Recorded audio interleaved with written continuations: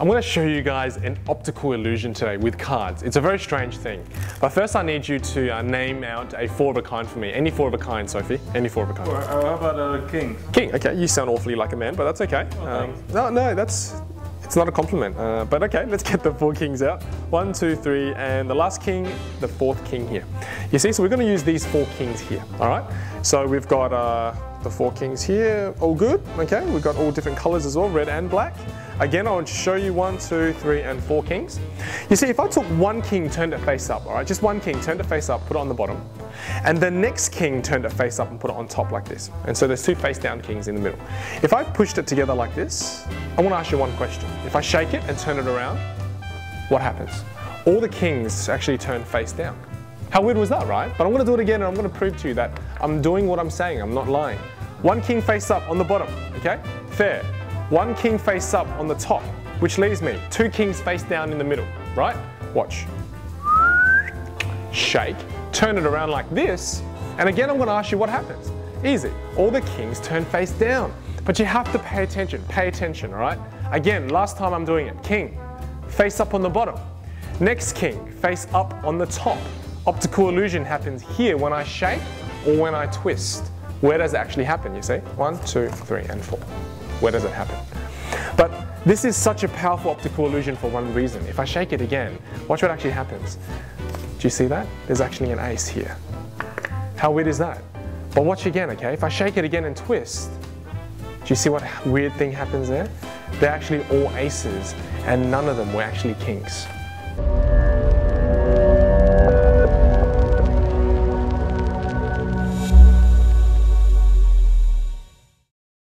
Hey guys, alright, for this routine you have to know how to do the Elmsley count and a little variation of the Elmsley count, which I will teach in this video as well, but make sure you know the Elmsley count, alright? That's what you're going to be equipped with to be able to do this routine. The first thing you need to know about this routine is that there is a setup involved, alright? So this is the setup. There's going to be a black ace that's face up, third down from the pack, followed by a red ace, followed by any black ace, okay? You have to have this set up on top of the pack. So again, just let that burn into your minds.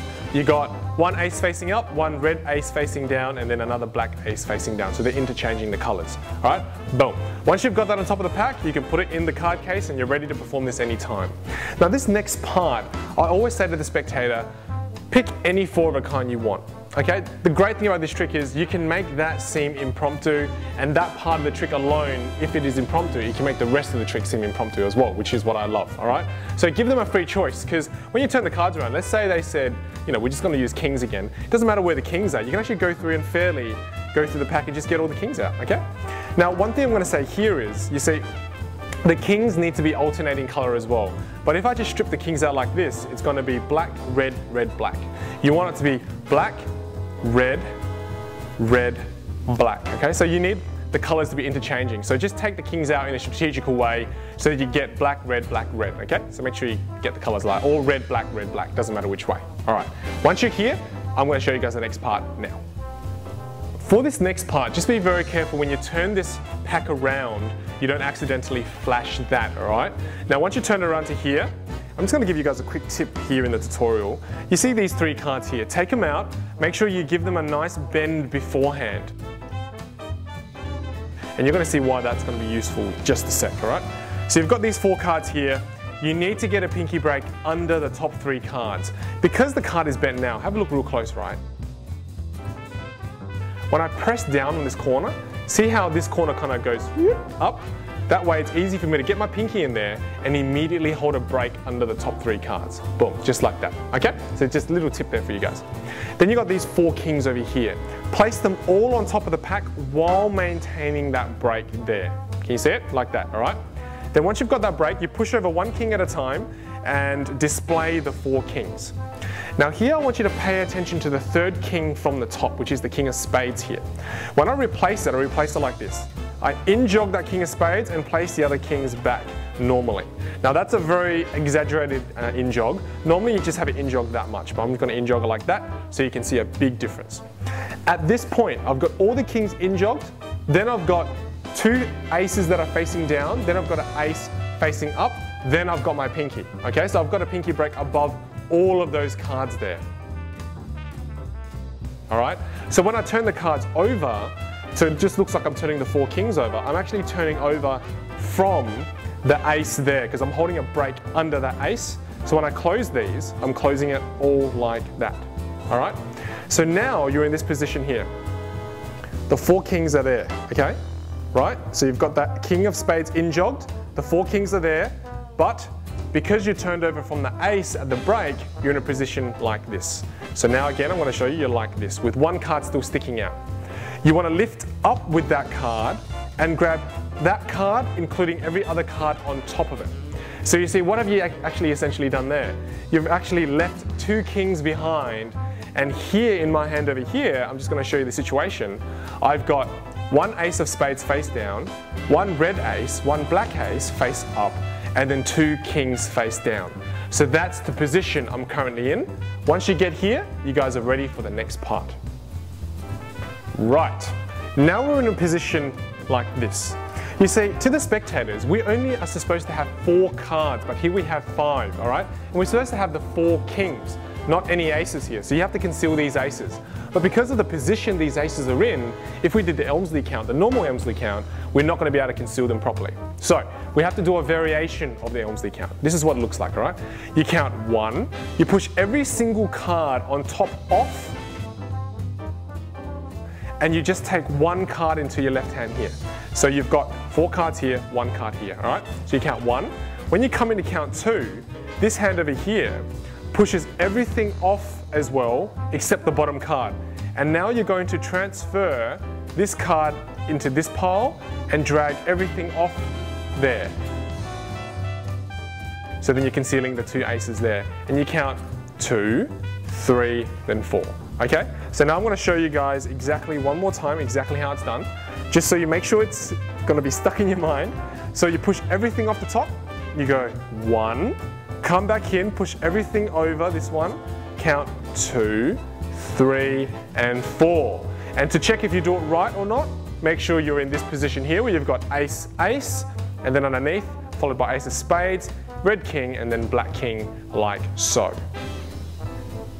Once you guys are in this position, you do the first phase, which is very simple. You turn over the top card, which is a king. You say you place that on the bottom. You turn over the second card, which is also a king, and these are the only 2 kings in the pack. And you turn it face up and you put it on top, all right? All you do is you square it up, you twist, you do the twist move, however you want to do it.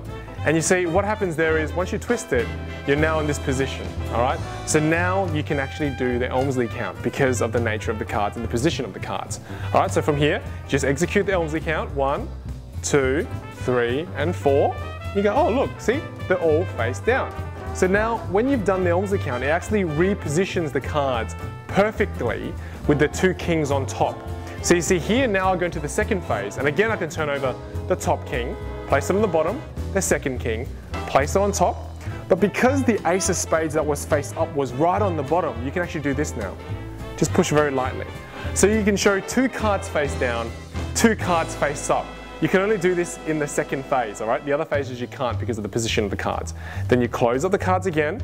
Then the way I do the twist is this. I just turn my hand over, my index grabs this corner, and I twist the cards like that. I just like doing it like that, that's how I do it. And then you do another Elmsley count here, 1, 2, 3, 4, okay? And again, it positions the cards perfectly so that you've got 2 kings on the top. Now I'm just going to go straight into the third phase again because it's exactly the same thing. You turn over 1 card, put it on the bottom. You turn over the next card, you put it on top. Remember, you can't do it in the third phase. You can't push this card up because if you did, you will see the ace, okay? So you can't do that. Don't do that in the third phase. Only the second phase. Then here you go, watch carefully, guys. Boom. Do the move. And again here you do the Elmsley count, okay? Boom. Like so. Doing it slow is a bit harder. And then boom, you're showing 4 cards face down again. Once you've done that, you guys are ready to move on to the 4th phase. I know this is getting long, but hang in there. This is an awesome trick to be able to do. The positions of the cards right now should be like so.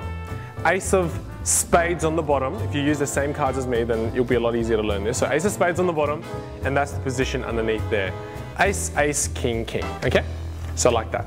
So you see, if I do another Elmsley count now, I'm going to do it nice and slow. See, it reveals the ace now, which is a beautiful thing. And you just slightly out jog the ace if you want like that. And you go, see, one ace appears. You can swivel the ace out, and now you have to place that ace on top. You see, the ace is naturally just going to be in that position there, but you have to swivel it out and place it on top so that it's in the right position for the next part. So the next part, the fifth phase, the reason I take the ace and put it on top is so that you want it in this position here. Ace of spades, king, king, ace, ace, all right? Because once you've done that, when you twist the cards now and you do the Elmsley count like this, it's going to show all 4 aces like so. Tip number 1. When you're performing a routine like this one, you want to make sure you're talking all throughout while you're performing. This way you can ensure that the spectators aren't just burning your hands, but they're looking at you as well as looking at your hands. That way they sometimes look at you, sometimes look at your hand, sometimes look at you, sometimes look at your hand like that. That way it's going to be a lot more deceiving. So they're not just going to be there burning your hands, all right? So what I suggest is you practice the moves first without talking, then you slowly add in the talking. Then when you get good at that, only then do you perform this to laymen, okay? Just be very careful, because sometimes I see when people perform this, they perform it like this. They go, hey, check this out. And then for the entire routine, they don't talk.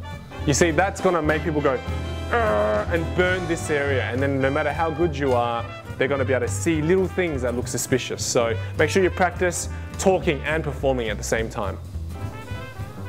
To the angles for this routine, it's pretty straightforward.